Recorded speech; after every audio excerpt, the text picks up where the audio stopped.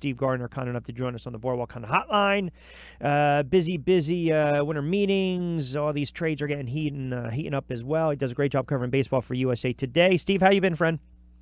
I'm good, Rich. How about you? I'm doing well. We're going NFL heavy, and then you realize the Phillies turn around and they make. I don't know what I feel about the McCutchen move. I mean, I know you always tell me, you've said this for years. What do I care? It's not my money. But I mean, 3 years, $50 million? Right. I mean, is it an upgrade in your eyes?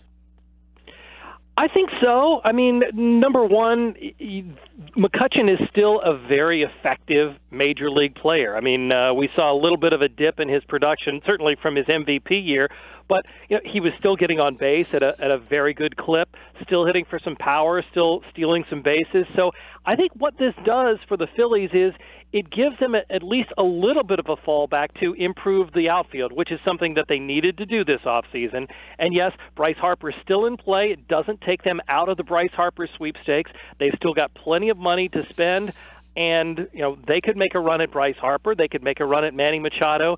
And if they can't get one, then they can concentrate on the other. I think this is one of those, kind of like what we were talking last week when the Gene Segura trade. It just gives them a little bit of wiggle room in case they don't get one of their real primary targets this offseason. Yeah, and it's so funny because we're talking about some of the players that they're replacing, and now we know that looks like Santana's getting shipped back off to Cleveland. So yeah. It's a complicated three-way trade here. That's crazy. It's hard to make sense of. Yeah. It is. It really is because – you signed him. You thought he was going to be a player that was going to be able to hit for average, get on base, walks, have that solid glove, and then we get the Indians and Encarnacion to the Mariners, and then Santana, and then you throw in the Indians. It's I don't know. I just it's weird for a team like Seattle that Seattle's so content. It seems like it's just a wholesale fire sale.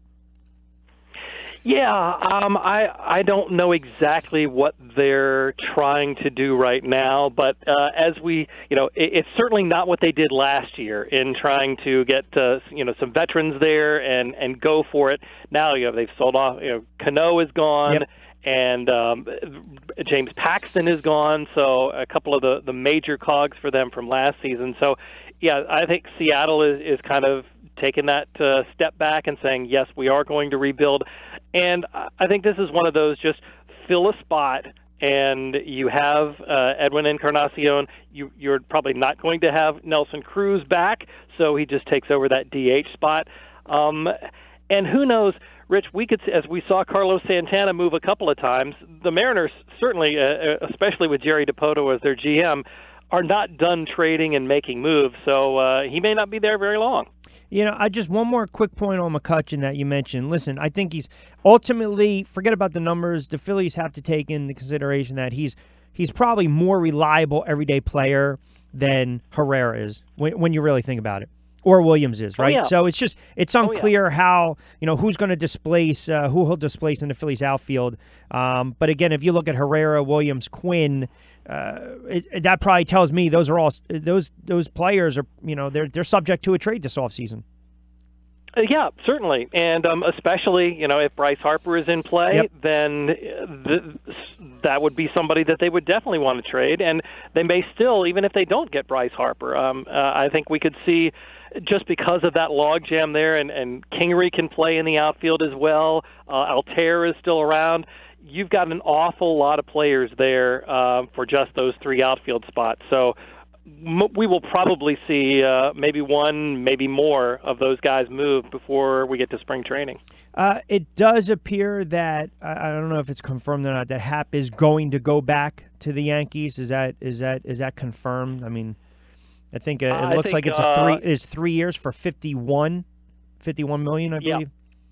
Let's see. I heard also 2 and 34. Okay. So somewhere in there, 2 or 3 years. And certainly the way they can structure those deals with options and all of that, it probably could be A3 if he hits the option and gets up to 50. Well, I guess the reason I bring it up is because from what I was reading, the Phillies just didn't want to go with that third year. Yeah, and that's understandable. I mean, the Yankees, after having been outpaid or outbid for Patrick Corbin because the Nationals were willing to give that sixth year, I think they saw their options dwindling. Charlie Morton went off the market yesterday, and Happ was a guy that they're obviously familiar with and liked, and I think he's a decent fit for the Yankees. So, yeah, in this case, it's not a huge jump for them to go to that third year or that option, and they can slot him in. This was one of the areas that they really needed to address this offseason, and they've got James Paxton now and Jay Happ. I think that's a pretty good haul for them. Where do you see with the Mets, the Yankees, everyone? It seems like they're trying to get in the JT sweepstakes, and I know when you talk about a player of his caliber, I mean, he is one of the best catchers. I mean, let's be honest, he's an all-star catcher. I know the Mets, they're looking at that position. They've got, I'm trying to think right off the top of my head, they've got a couple players that I think they would probably want to move. I know a couple players they still have a little bit of control over, like Rosario and Nimmo. But where do you see the Mets and Realmuto in these sweepstakes, and the Yankees as well? I mean, do you think one of those teams have a serious shot here at trading, at grabbing him? I think if the Yankees do, it would have to be. I think Miguel Andujar would have to be in that package, and if that's the case, then they'd have to have somebody to play third base, and so you see the pieces moving around. Manny Machado then becomes even more important to the Yankees, and if they can get Realmuto and Machado, then I think they're going to be very excited about that. I think what the situation is, it's all in the Marlins' court right now, and I kind of get the feeling, and this is just me personally, but you look at all the players that the Marlins traded away last year, trading away Stanton, trading away Christian Yelich, Ozuna, D. Gordon, all of those guys, and the return has really not been spectacular. We haven't seen much from any of those players, certainly in the major leagues, give an instant return. I think they may be a little bit gun-shy there, and they want to make sure that they get the best package. They want to have some other team overpay for Realmuto because he's pretty much their last tradable asset, and I think they're going to hold on to him and try every which way to take the top prospect. There was some talk about when the Dodgers called and wanted to check in on Realmuto, they said, we want Cody Bellinger. That's not something the Dodgers are going to do. So I think this will play out for a lot longer, and we may see, into January, maybe February, to where the Marlins hang on to him. As for the Mets, I know they really like Realmuto. They would really like to get him, and I don't know. What do you think? Would Mets fans be amenable to a Brandon Nimmo for JT Realmuto kind of trade? I think that's where the dividing line is going to be. Well, they tried to acquire him last year, but again, from what I read and what I was told, they don't want to. The problem is they didn't have high end, lack of high end pitching prospects, right? So if the organization's lack of high-end pitching prospects basically stood as an obstacle, to me that tells me that the Marlins, any team they talk to, if it's not there, to me it tells me that they're probably going to try to deal him before the season, or they might keep him and try to trade him later. That's the way I look at it. I don't think anything's going to happen right now.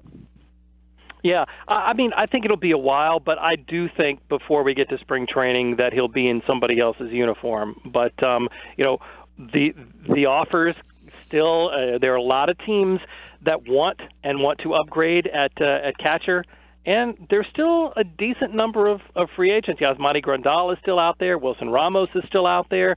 So there are options that teams can pursue before they start having to give up some of their prospects to the Marlins. How about Harper? It seems every week there's a new team that emerges. Now the White Sox, we talked about them last week, they seem to be the front runner. The Dodgers are out there. The Yankees are willing to fork over a ton of cash. I mean, we've got the Phillies. We can link him to so many teams. I mean, have you seen, heard, or have been given any inclination that there's a little more movement? We'll have a little more clarity on Harper. Well, Scott Boras met the media yesterday and held court there in Las Vegas, and basically told us a whole lot of nothing. He talks in all of his metaphors and everything, and gave away nothing. And I still think he wants to have the Yankees. He didn't say that the Yankees were out. He didn't say that the Nationals were out, even though those teams kind of said we're going in a different direction, and there really isn't a whole lot of room for Harper on our team at the price that he's looking for.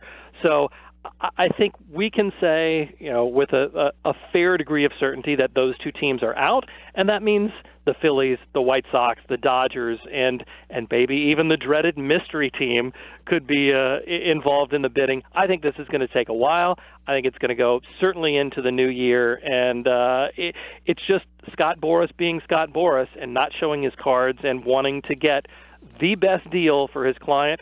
And I think eventually someone's going to pay up. Yeah, I mean, yesterday a little quiet. I mean, you had mid-level pitching moves, right? The Nationals trading Rourke to Cincinnati, Tampa Bay signing Charlie Morton, which I actually like that deal. 2 years, $30 million. I think the Rangers also signed Lance Lynn, 3 years, $30 million. So, when we talk about, the big poppers, the Machados, the Harpers of the world, you're right. I think Boras is the type of guy. I don't know.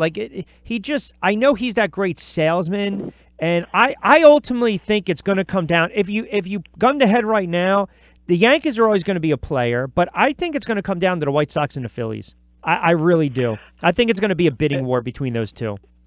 It would not surprise me. The other thing I think that is the wild card that I've been keeping my eye on for a while, and that is if the Dodgers can find a way to trade, Matt Kemp or somebody like that and create a clear spot in the outfield for Harper. I think the Dodgers are certainly in play because, they made the decision last year in the effort to get down below the luxury tax threshold, so they could, throw all of their resources at whomever they wanted, and it would not be a surprise to me to see Bryce Harper go to the Dodgers eventually. Well, yeah, because they're a team that checks pretty much every box for him and Boras, if you think, right? It's a historic franchise. It's a winning franchise. It's a major market. It's L.A. I think it's a 3-4 hour drive from his Vegas home. So right, spring training in Arizona nearby too. So then my assumption would be that the baseline, the starting point is pretty much the type of money that we saw Stan get, $325. I mean, that's probably, and if that's the case, then to me, sign, seal, delivered. Then that deal is going to be done soon. If that's the starting point. Yeah, it could be, and we already know that the Nationals at the end of the regular season offered Harper a contract for about $300 million. So that's the starting point, and that Scott Boras wants to have a record-setting deal, and Bryce Harper is certainly the guy who could get that for him. So it's really hard. I think some more things have to happen, and he, as he said, he's certainly not closing off any avenues, and there are plenty of opportunities for other teams to get in touch with him to discuss his star client. Yeah, I need some of these players to sign. I need more baseball to talk about. I can't take this waiting around, right? The watch pot never doesn't boil. So. It is, and you get just a little bit of a taste with some of the other free agent signings while we're keeping our eye on the big two, but they're giving you a little bit of tidbits here just to keep us interested. little bit here and there, a little tease. All right, my friend, always appreciate it. We will talk next week. Keep up the good work, and certainly we know if anything breaks, we'll get you on to talk about it and dissect it. Always appreciate it, pal. Sounds great, Rich. Take care. You got it. Steve Gardner on the Boardwalk on the Hotline.